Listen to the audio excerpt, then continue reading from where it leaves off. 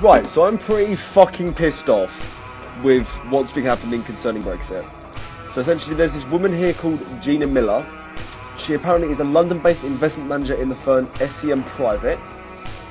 And she's made fame in Britain by being the person who has funded the legal action concerning that the Prime Minister or no individual member of the Cabinet can trigger Article 50 without consulting the whole of Parliament and all of its MPs. Now this would not normally be a problem, because going through Parliament is naturally the course of action to take.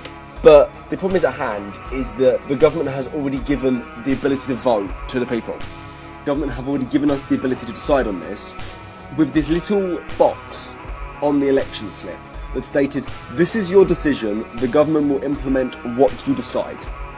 Very clearly, the government will implement what you decide. It does not state Parliament will discuss the decision. It states that the government will implement what you decide. So what this woman has done with this Gina Miller, she has overturned the ability for the Prime Minister to continue with Brexit. She has given the ability of the opposition to essentially rally together MPs and overturn the decision. It's going to lead to fucking horrendous problems. And it's just disgusting. It's a disgusting show of somebody using private money to impede democracy. And the problem is I'm seeing socialists on my feed, socialists, agreeing with this, being happy with this happening.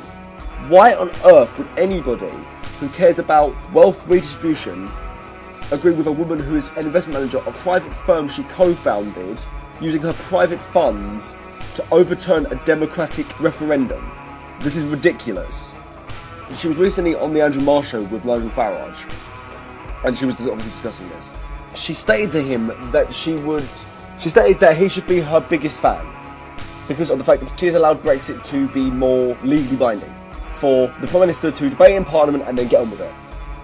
Problem is that's not the case. She's not going to be able to do that because, unfortunately, the opposition now have the argument of this being a parliamentary decision. And I wouldn't mind if it was just debate.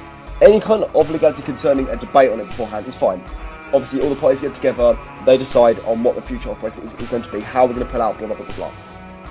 But unfortunately, what it's done is made it so that Parliament needs to vote on it to actually better leave. So what happens if we don't? Because royal assent is out of the window. We can't get the Queen to enact it. If they don't vote on it in the House of Commons, then essentially that's out the window as well. So then what? The House of Lords has no fucking executive power over this. Precisely. We have voted for absolutely no reason. People have voted for no reason, just so a woman can wave her money around and get involved in Parliament. It's a fucking joke. It genuinely is. I'm genuinely fucking pissed off.